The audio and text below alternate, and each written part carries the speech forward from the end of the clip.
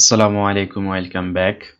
গত পর্বে ট্যাক্স টুল নিয়ে আলোচনা করেছিলাম। ট্যাক্স টুলের এখানে হরিজন্টাল টাইপ টুল, ভার্টিক্যাল টাইপ টুল ইত্যাদি এগুলো নিয়ে আলোচনা করেছিলাম এবং বিস্তারিত আলোচনা করার চেষ্টা করছি। আশা করি আপনারা সেটা নিয়ে বুঝতে পেরেছেন। তো আজকে দেখাবো আমি শেপ টুল নিয়ে যতগুলো আছে। তো আমাদের শেপের তো ব্যবহার আমরা জানি অনেক বেশি প্রয়োজন। এখানে বিভিন্ন ধরনের শেপ আমাদের প্রয়োজন। আমরা কখনো রেক্ট্যাঙ্গেল, কখনো সার্কেল, কখনো ত্রিভুজ, লাইন ইত্যাদি ইত্যাদি প্রয়োজন হয়। আবার আমরা ইচ্ছা করলে কাস্টম নিজে থেকে শেপ এঁকে সেটাও আমরা করতে পারি। এখানে দেখতে পাচ্ছেন অনেকগুলো অপশন আছে। তো আমি সবগুলা নিয়ে বিস্তারিত আলোচনা করতেছি। ফার্স্ট হচ্ছে যে আমাদের রেক্ট্যাঙ্গুলার টুল। এগুলো ডিফল্ট ভাবে দেওয়া থাকে এখানে। তো আমি রেক্ট্যাঙ্গুলার টুলটা সিলেক্ট করলাম। করার পর এখন আমি এখান থেকে একটু সেটিংটা দেখাই দেই। আমরা এখানে রেক্ট্যাঙ্গল এখানে আছে, এটা শেপ আকারে থাকবে অবশ্যই।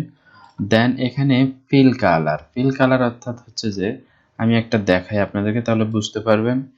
আমি এভাবে ড্র্যাগ করলাম মাউসের লেফট বাটনটা ক্লিক করে। এখন দেখেন এই যে শেপটা আঁকলাম, এটার চারপাশে বাউন্ডারি দেওয়া আছে, বাট আমার ভিতরে কোনো কালার অ্যাপ্লাই হচ্ছে না। এই যে ভিতরে কালারটা হচ্ছে যে আমাদের ফিল কালার। আপনাদের এখানে দেখতে পাচ্ছেন নান, এরকম একটা লাল ক্রস চিহ্ন দেওয়া। এটা হচ্ছে যে নান বোঝায়, অর্থাৎ এখানে এটা খালি থাকবে। তো আমি যদি এখানে একটা কালার দিয়ে দিতে চাই, তাহলে জাস্ট এখান থেকে গিয়ে এখানে একটা কালার দিয়ে দিব। দেখেন এটা অ্যাপ্লাই হয়ে গেছে। এরপর আমি স্ট্রোকটা ইচ্ছা করলে এখান থেকে নান করে দিতে পারি, এটা চলে যাবে। আবার স্ট্রোকটা আমি বাড়িয়েও দিতে পারি, যেমন আমি এখান থেকে একটা স্ট্রোকের কালার দিলাম, দেন এখান থেকে আমি স্ট্রোকটা এভাবে বাড়িয়ে কমিয়ে দিতে পারি। ওকে, এরপর আমি অলরেডি একবার দেখিয়েছিলাম এই বিষয়গুলো, তারপরে আবার দেখাচ্ছি। এখান থেকে আমরা এই যে স্ট্রোকের যে ডিজাইনটা, আমরা এখানে এটা ডট ডট দিতে পারি, এরকম দিতে পারি। এটা এখানে বোঝা যাচ্ছে না কারণ ফাইল স্ট্রোকের সাইজটা অনেক ছোট। এই যে দেখতে পাচ্ছেন এখন দেখা যাচ্ছে। এখান থেকে আমি মোর অপশনে গিয়ে এখানেও আমি বিস্তারিতভাবে এখানে দিতে পারি, কাস্টম দিতে পারি। এখানে অনেকগুলো অপশন আছে। তো আমি যদি এখান থেকে একটা ধরুন এটা দিলাম, দেওয়ার পর আমি এখানে এটা বাড়িয়ে দিতে পারি। এখানে এটা বাড়বে কমবে, 6 দিলাম, এই যে দেখতে পাচ্ছেন এটা বাড়তেছে কমতেছে। তো এই বিষয়গুলো হচ্ছে এটা। এরপর আমি ওকেতে ক্লিক করে দিব, তাহলে এটা চলে যাবে। ওকে, অ্যাপ্লাই হয়ে গেছে এখন। আর এই যে এগুলো হচ্ছে আমার এই যে যে শেপটা, এই শেপের উইথ কত 322 পিক্সেল, হাইট 175 পিক্সেল। ধরুন আমি এটা চাচ্ছি যে এখন এটাকে স্কোয়ার করে ফেলবো, 100 করব, তাহলে এখানে 100 লিখে দিব। আর এখানেও আমি 100 লিখে দিলে এটা অ্যাপ্লাই হয়ে যাবে।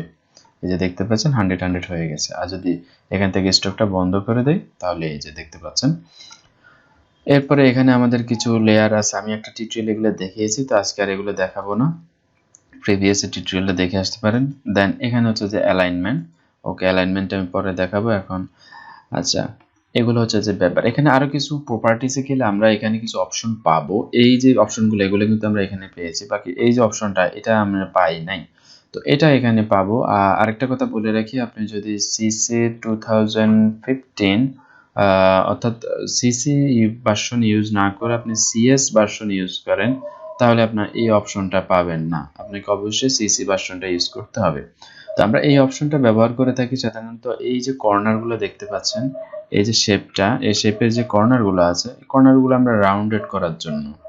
তো আমরা রাউন্ডেড করার জন্য এই অপশনটা ব্যবহার করে থাকি। এখানে দেখেন আমি যদি এই যে লিংকে ক্লিক করে দেই, তাহলে সবগুলা একটা বাড়ালে সবগুলো একসাথে বাড়বে। তো আমি লিংকে ক্লিক করে দিয়ে আমি এখানে এভাবে ড্র্যাগ করতেছি, দেখেন এটা কিন্তু রাউন্ডেড হয়ে গেছে। এই হচ্ছে যে ব্যাপার। তো এই কাজটাই আমরা আবার করতে পারতাম এই যে রেক্ট্যাঙ্গুলার টুল যেটা আছে, রাউন্ডেড রেক্ট্যাঙ্গুলার টুল। এই যে দেখেন এটা অটোমেটিকলি রাউন্ডেড করা আছে। তো আমরা ইচ্ছা করলে এটা দিয়েই সব করতে পারি। ঠিক আছে, এই হচ্ছে যে ব্যাপার। এরপরে আমাদের এখানে আছে রাউন্ডেড রেক্ট্যাঙ্গুলার টুল দেখালাম। এরপরে আছে এলিপস টুল। এলিপস টুলটা হচ্ছে সার্কেলের জন্য একদম। তো আমরা কিন্তু এটাকেও সার্কেল করে ফেলতে পারতাম। যাই হোক, তো আমি একটা সার্কেল আঁকতেছি। দেখেন এটা কিন্তু আমি ফুল সার্কেল চাচ্ছি, যে একদমই ফুল সার্কেল হওয়ার জন্য, কিন্তু এটা ঝামেলা করতেছে। এটা এই যে বেঁকে থেকে যাচ্ছে।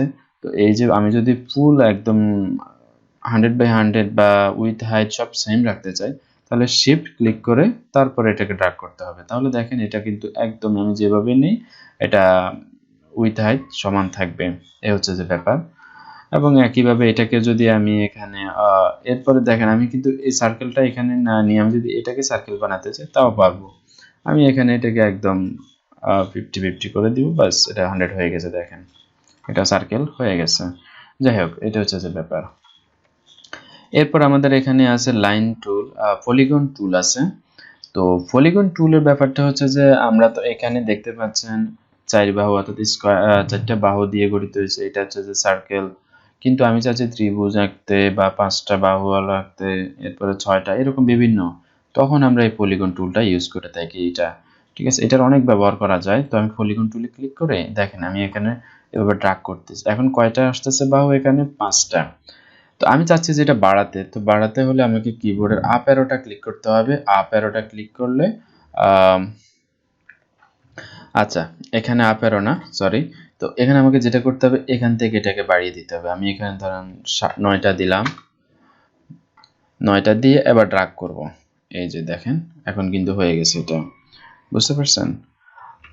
ওকে, এভাবে ড্র্যাগ করতে পারবো। আমি যদি এখানে আবার 3টা দিয়ে দিই, ধরুন 3টা দিয়ে দেই, 3টা দিয়ে এখন ত্রিভুজ আঁকতে পারবো। এ হচ্ছে যে ব্যাপার। আমি যত বাহু ইচ্ছে অত বাহু এখানে দিতে পারবো, কোনো সমস্যা নেই। আর এটার ফিল কালার দিয়ে দিলে দেন এটা ফিলে অ্যাপ্লাই হয়ে যাবে।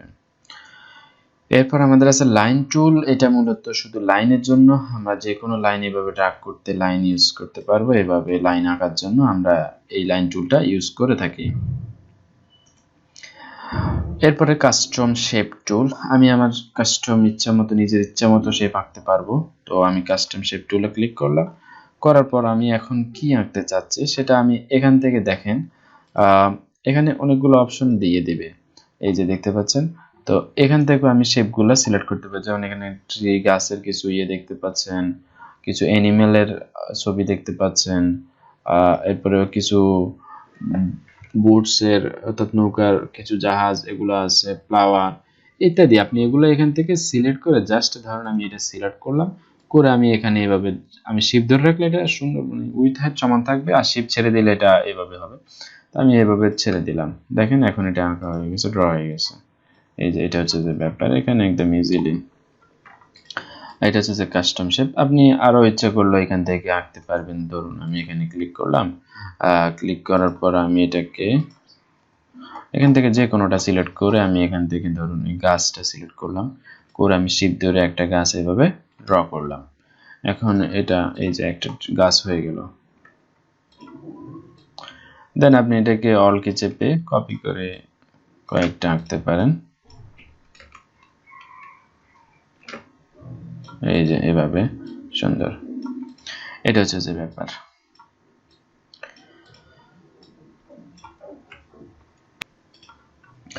তো ওভারঅল আমি দেখানোর চেষ্টা করলাম আজকে শেপ টুলটা। দেন এখানে যেগুলো আছে হ্যান্ড টুল, আমরা এই যে ধরেন এটাকে এদিক সেদিক নেওয়ার জন্য এই হ্যান্ড টুলটা ইউজ করে থাকি।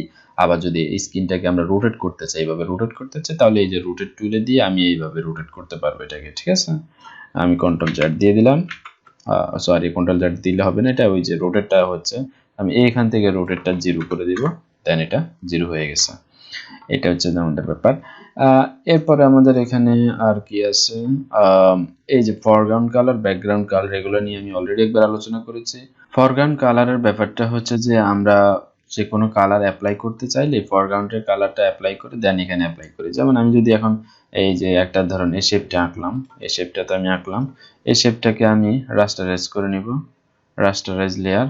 এখন আমি এখানে কালার অ্যাপ্লাই করব। তো কালার অ্যাপ্লাই করার জন্য কি করব, এখান থেকে জাস্ট আমরা যে পেইন্ট ব্যাকেট টুল এটা নিব, নিয়ে এই যে কালো আছে এখানে কিন্তু ফরগ্রাউন্ডে কালো আছে, এখান থেকে আমি কালারটা চেঞ্জ করে দিতে পারি, দিয়ে আমি এখানে ক্লিক করলাম, দেখেন কালারটা অ্যাপ্লাই হয়ে গেছে। এটা হচ্ছে যে ব্যাপার। আর এখানে আরেকটা জিনিস আছে, এই যে জুম টুল। তো জুমের কাজটা হচ্ছে দেখিয়ে দিই একটু।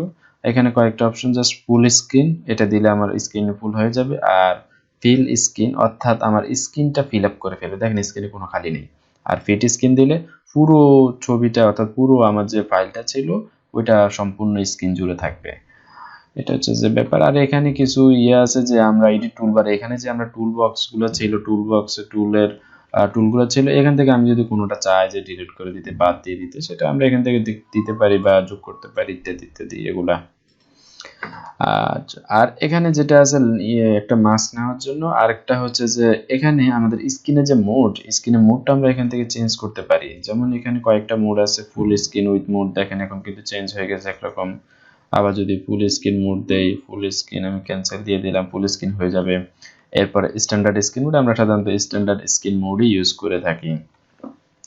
ওকে, তো আজকে ওভারঅল এই বিষয়গুলো নিয়ে আলোচনা করার চেষ্টা করলাম এবং টুল বক্স নিয়ে দীর্ঘদিন ধরে আলোচনা করতেছি। ওভারঅল সবগুলা টুল বক্স আশা করি আপনাদের ভালোভাবে শিখে হয়েছে। এরপর আমি এর মধ্যে কিন্তু আমি অলরেডি এগুলোও আলোচনা করে ফেলেছি, প্যালেট বক্সে যা ছিল আমাদের এগুলো নিয়েও আলোচনা করে ফেলেছি। তারপরে আমরা যখন বিস্তারিত ডিজাইন শুরু করব, আমি আগামী পর্ব থেকে আমরা বিভিন্ন ধরনের design, business card, flyer, logo, এরপরে টি শার্ট, এরপরে ব্যানার ইত্যাদি ইত্যাদি বিভিন্ন ফটো এডিটিং, ব্যাকগ্রাউন্ড রিমুভ, অনেক ধরনের ডিজাইনই আমরা দেখবো আস্তে আস্তে। তো আশা করি সাথেই থাকবেন। আর যদি গ্রাফিক্স ডিজাইন শিখতে চান তাহলে অবশ্যই চ্যানেলটা সাবস্ক্রাইব করে রাখুন এবং বেল বাটনটা ক্লিক করে রাখুন, যাতে পরবর্তী আপডেট আপনি পেয়ে যান সাথে সাথে। আর কেমন লাগতেছে অবশ্যই সেটা কমেন্ট করে জানাতে হবে। কমেন্ট করে না জানালে আমি কিভাবে বুঝবো যে আপনার কি সমস্যা বা বুঝতে কোথায় সমস্যা হচ্ছে, সেটা অবশ্যই কমেন্ট করে জানান।